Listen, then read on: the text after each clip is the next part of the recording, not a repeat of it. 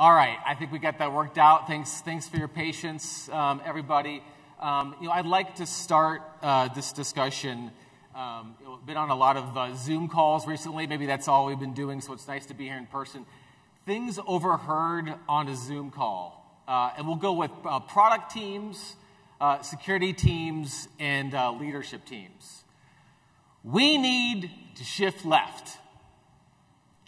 We need to empower our developers with security tools and processes. Fixing security issues in production is expensive and time-consuming. We need to validate that the products and the software that we ship is secure. Sounds simple enough, right? And they'll tell us to please shift left. Yes, we are all shifting left every day. It's a movement. It's a fantastic movement.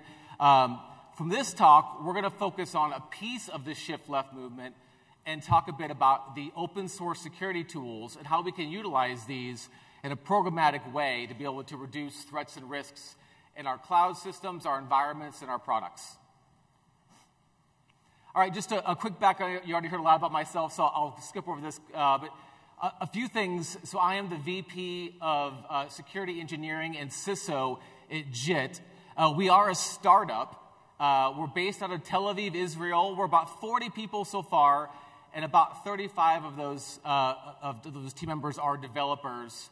I'm the first U.S. employee, and really excited to bring the security perspective to this product, which we'll talk a bit about. And my background is, prior to joining JIT, I was with KPMG for 15 years in cybersecurity consulting. Don't hold that against me, and maybe it's why I struggled to get the presentation going. But I can tell you that all of that experience in cybersecurity consulting and with the Big Four experience, I got to see a lot of these different journeys from different companies, from Fortune 500 companies down to the smaller startups. And I saw time and time again the processes to retrofit, processes to retrofit security or coming after the fact, just how challenging that was for product teams, and then how much of a beatdown that was for developer teams. So I'm excited to join JIT to talk and bring more of the programmatic approach for security and shifting left.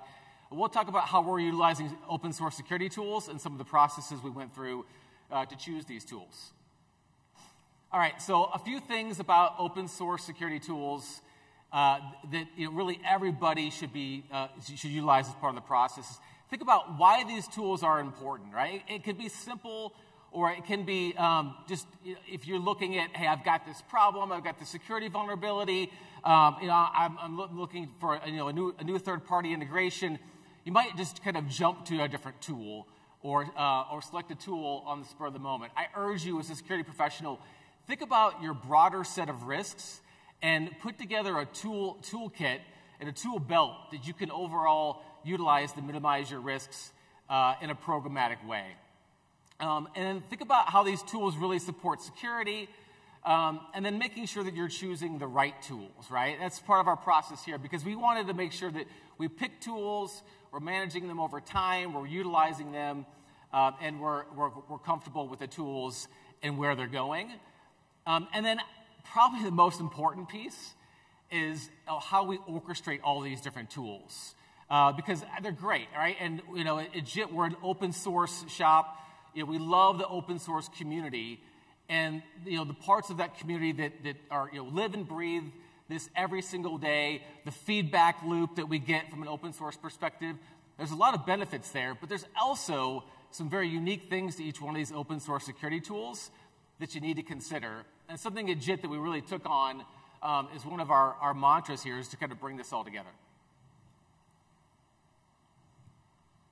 Okay, so now looking at the different security tools, we started with what are the categories that we want to focus on in terms of minimizing our risk. So we thought through our environment, and we thought through our tech stack, we thought through various risks. We thought about how customers are utilizing our product. And we came together with really these 5 areas that we thought about that are important for us to minimize risk, and then map tools accordingly to each area. The first is around your data. and looking at various secrets detection, passwords, keys, looking at your libraries. Certainly this has gotten a lot of visibility in recent years with all of the supply chain breaches, but making sure that you're using secure libraries and checking for that. Of course, your infrastructure, it's so easy, and why this is the case, and the default settings and other challenges from infrastructure configuration are an issue. But you've got to look at tools that are going to help you with the infrastructure misconfiguration detection. And then, of course, your packages and looking at container scanning.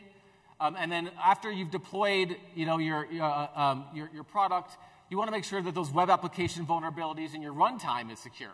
So we utilize this just, again, this is simple. Rather than just picking and choosing some of these different tools, is a programmatic way for us to select these open source security tools. All right, so a couple things about the process now, right? Because now you got an idea about how we kind of looked at the spectrum of risk and the different tools we wanted to select. First off is what we call this reliability and scalability. But the reality is, when you go out to eat, you go look at a restaurant, you go to look at a list of restaurants, you look at the reviews, you want to go see a movie, you want to see Rotten Tomatoes, go take a look at that. You get a good idea at least what's the public opinion of this restaurant or of this movie.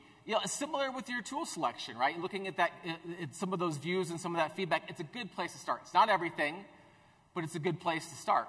And then also looking at the maintainability and the licensing.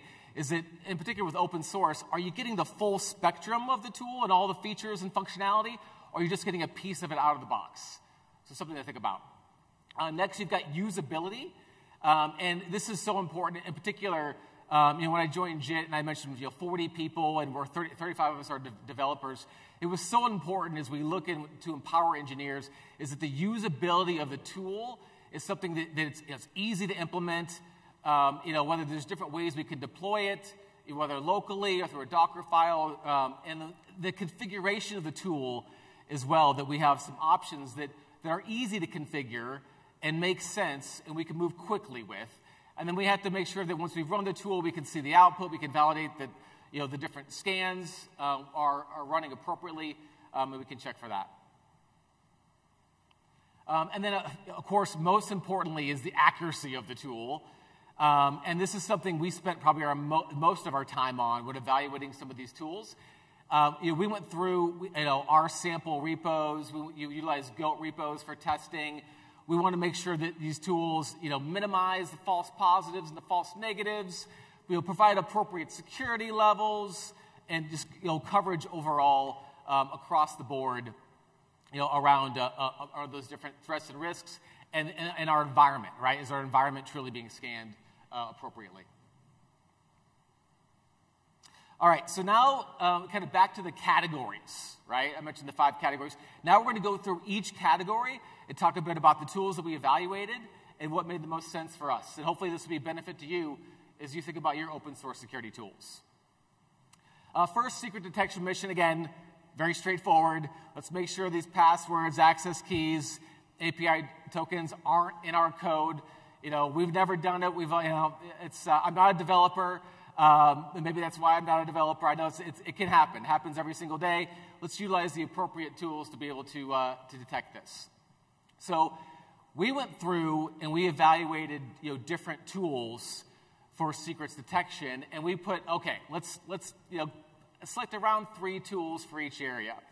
And for this first area, we looked at Gitleaks, which was just recently made a company by Zachary Rice, and then Detect Secrets from Yelp, and then Git Secrets. So we chose Gitleaks, and here's why. So we chose Gitleaks. Number one, I talked about that reliability piece, and that you go to the restaurant. We saw all of the stars, the watchers, the forks. We saw that it's being updated on a regular basis.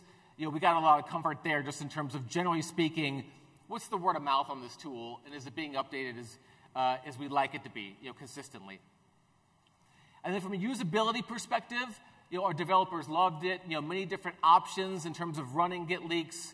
You can run it locally, and then the configuration file was great because you can select different things that you want to look for, different types of tokens, or secrets. And what I think is cool, too, is that it's updated on a regular basis. If you tracked, I think it was a couple weeks ago, there was a supposed attack on GitHub, right, where all these repos were, again, supposedly compromised. That wasn't actually true, but all these fake repos got put up on GitHub. GitHub took them down within 24 hours. But Gitleaks actually published the specific malicious URL. It was within, so if you accidentally use one of those repos, you'd see it, right? So that was nice. We felt like, again, the accuracy, right? Very accurate. It would check for multiple file types, text files, other files, and look for different types of secrets. So here's just a really simple example of the access key that that's just the description here, and then here's Gitleaks actually running. That you can see is that it detects the secret, so it shows the specific secret that was detected, and then it says exactly what that was, right? So rule ID, AWS access token. So you can see that. All right, so that was secrets. Up next is dependency check. And for this one, like I mentioned earlier, a lot of visibility with the SolarWinds breach, with the Microsoft Exchange Server breach around these vulnerable libraries, right? So we want to have tools that are going to help us with this. So, dependency check, software composition analysis. We want to be able to detect open source components with known vulnerabilities. So for this one, these 3 different tools we looked at open source. One, safety by PyUp, Jake by Sonatype, and then OWASP dependency check. And we chose OWASP dependency check. And a few reasons why, again, reliability, had the stars, the watchers, the forks. We like that. We saw the updates that were coming out. OpenSSF is a good resource. We saw some good things there. So we liked OWASP dependency check from that perspective. From a usability perspective, the developers of my team love it. Can run it from a Docker file. There's a Jenkins plugin you can utilize. One important note, and why this is in purple, is the dependency tree perspective. Is that running OWASP dependency check didn't give us the specific dependency tree. For example, are some of these libraries embedded deeper within your environment? Didn't provide that. So we're looking at some other tools to be able to better understand that dependency tree. But not every tool is perfect, and it is open source. And then from an accuracy perspective, we liked OWASP dependency check because looking at the different sources of the vulnerability rankings, and the NVD data, the OSS index, that was a good source.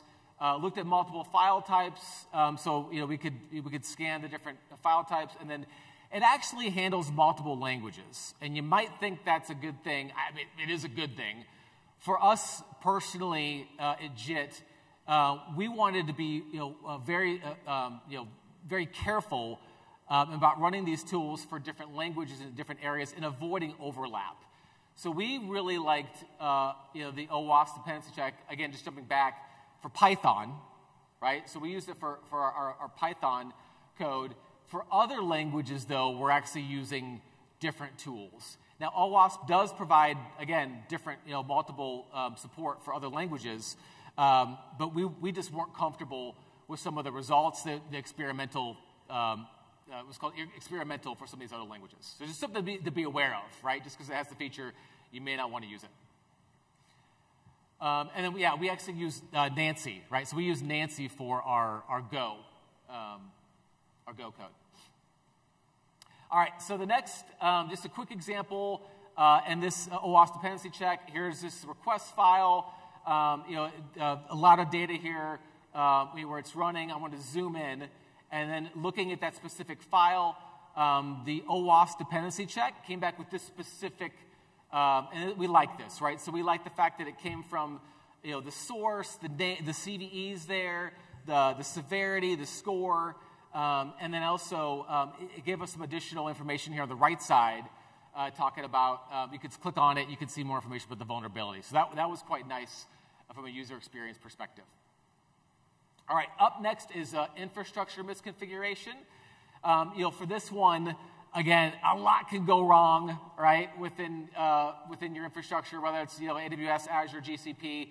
but looking for some specific things that are the highest risk, right? So missing encryption, broad permissions, lack of logging. As a CISO and a security professional, I got to have my logs. And then, of course, those dreaded default settings that introduce security vulnerabilities. Want to be able to detect these in our infrastructure. And for this, we looked at these different tools. We looked at TFSec by Aqua, KICS by Checkmarks, and then Checkoff by Bridgecrew. And we selected KICS. Again, same theme here from a reliability perspective. The restaurant review had the stars, the watchers, the forks. Felt comfortable with that. The updates are happening on a regular basis. Actually, very consistently from a KICS perspective. So we like that. KICS would look at multiple file types. And then I think what we really liked about it was these powerful queries that you could look for all these different types of misconfigurations. I believe there's thousands of different types of misconfigurations that you can look for within KICS. And then those are down to the accuracy. Those are updated on a nightly basis. So we'd see those updates happening. And it was also good from a user experience perspective because the database would just update with the latest, greatest of the vulnerabilities from an infrastructure perspective. And we utilize, we detect those issues straight away, which were nice. There was some challenges we had about, hey, did the KICS scan run correctly? And we noticed a couple of times that if it wasn't pointed to the right file, it would come back with like a no files scanned. So just something to be aware of, just to check to make sure, hey, it's been running normally. Did it run each day, with each pull request as we expected? So some challenges with the output there. And then here's just a quick example of the different types of things that were that was detected running KICS. And this one, for some reason, we have an unencrypted volume. I don't know why. As a security professional, I don't like this, but it happens sometimes. I hate to say sometimes it needs to be.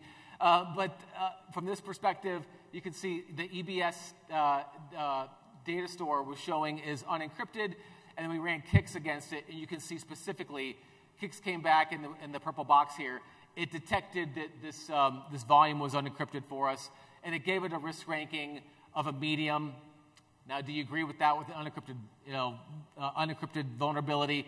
Something to look at, but KICS did give a vulnerability ranking that we could utilize as part of our triage process. And here's just a zoom in of that same thing where you can see specifically shows the finding, the risk ranking. All right, up next is the container scanning. And for this one, again, straightforward mission, right? Detect vulnerabilities and configurations within our container images. We looked at Trivy by Aqua Security, Claire, and then Anchor. And from our perspective, we like Trivy the best. Again, passed all the checks around stars, watchers, the reliability, right? We felt really good about that. Being updated on a regular basis. My developers have assured me that Trivy was the easiest to use, easiest to install from a user experience perspective. And then it supports multiple packages, which we liked. But I'll also say that one of the not necessarily downside, but just something to be aware of in your toolkit and how you configure these tools. The Trivy also provides secrets detection and then an infrastructure misconfiguration that we just talked about, right? And as a security professional, yes, I like to have coverage across my environment. I like to see the vulnerabilities. I don't like duplicates, right? And I don't like it when there's challenges around hey, our backlog's already long enough, right? Let's try to minimize our backlog. And from a Trivy perspective, it also provides secrets detection and infrastructure misconfiguration. We turn that off, right? We just focus Trivy on the container scanning. And here's just a quick view of the results from Trivy. And again, just real simple. You can see that here's the vulnerability, the CVE. You can see there's a risk ranking critical, and then the specific vulnerabilities here. There's a couple of there's a denial of service vulnerability, and there's a buffer overflow, couple of buffer overflow vulnerabilities. So we like the output there. All right, the last category is runtime. Last but definitely not least. And then dynamic application security testing, detect those vulnerabilities in our web application and our APIs while they're actually running, right? So for this one, we looked at Zap from OWASP, and our buddy Simon Bennett, if you know Simon, great dude who founded Zap, and then Nikto, and then Arachne, which is Arachne is actually, I believe it's been deprecated and it's moving away from open source.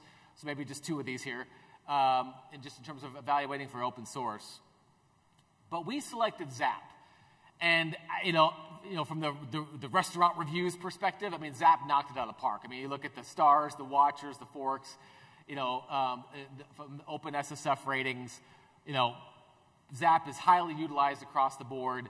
Well respected, appreciated too. I'm sure you're all familiar with it. And then, from a usability perspective, we like that you could run the full scan from the Docker or just from the UI, so some options there. And then we use this term very, very extensible, meaning that it was quite nice that we could, there's so many different packages and things that we could deploy from a Zap perspective. It looks at so much, right? It gets down to the accuracy points, is that all these features, right? SQL injection and broken access, cross-site scripting, fuzzing. Zap does a lot of things well. So we like that a lot. And then here's just a quick view of the output from Zap. You can see here it shows just a vulnerability. This one's a low, right? Low trending up to medium, depending on kind of your risk posture. But, content security policy, header not set. So this is like a best practice. You couldn't gain direct access to a system through this, but it would give you a foot in the door if you compromised or if you exploited this vulnerability. So, just something to be aware of there. All right, so I hope this was helpful just to go through our process and just share with everybody, how we went through, again, our focus is on open source tools. But there's more than that we just talked about. Here's a kind of a broader list with some pictures of the other open source tools, that we're utilizing today. But one of the things that we realized, and I talked about this at the beginning, but to kind of bring it back together, is that it's great to run all these tools. As a security professional, I have comfort that my team, hey, we're looking at the right things. We're, identifying vulnerabilities, across our environment, with a full, complete, accurate, the full boundary of our environment. That's great.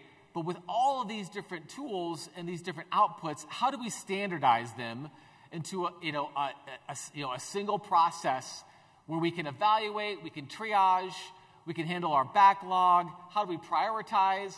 These are all things that we wanted to be able to solve and to be able to help with. And that's what we're doing at JIT. So just a quick view of it, how we utilize the tools that I just walked through, is that we make this, we turn this more into just security language, right? So what are the areas from a security perspective and a security plan perspective that I want to minimize, right, as part of my product?